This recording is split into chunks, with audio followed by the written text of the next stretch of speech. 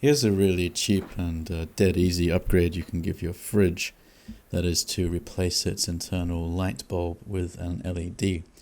That's going to give it a cooler, brighter appearance, and it's also going to save a little bit of electricity.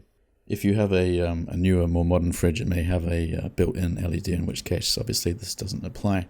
But if it's anything like this one pictured, if it's older or if it's cheaper, then it's quite likely to just have a standard incandescent bulb in it, which can easily be replaced.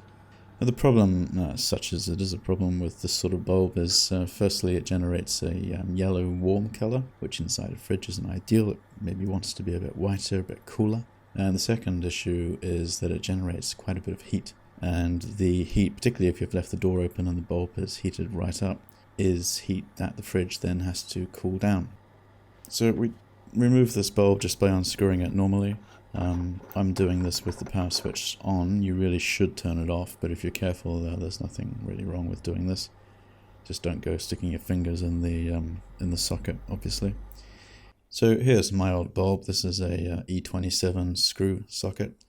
Other fridges may be different. A lot of fridges use E14, the smallest screw-in type.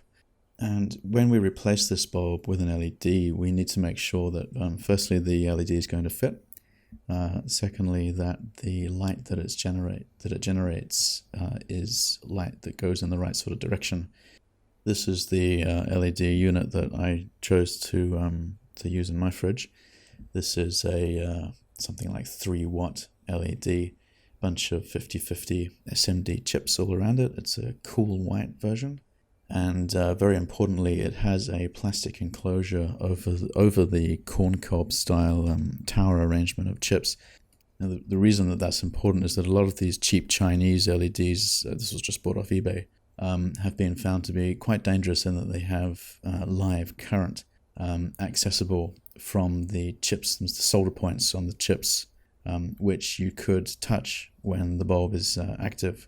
Very dangerous. And in my fridge in particular, it would easily be possible to just accidentally brush your hand against the bulb.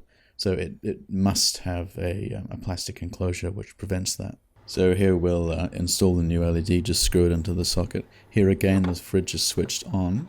As I was saying before, if you are using a corncob bulb and if you don't have a plastic enclosure on it for some reason, this would be extremely dangerous because my fingers are obviously on the bulb as it switches on.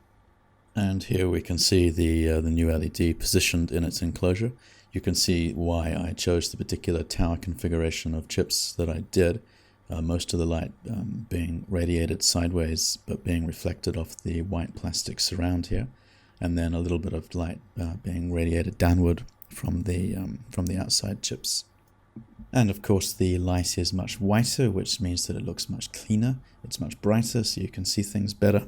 And the cooler look, sort of bluer rather than yellow appearance, in my opinion, much better suits a fridge.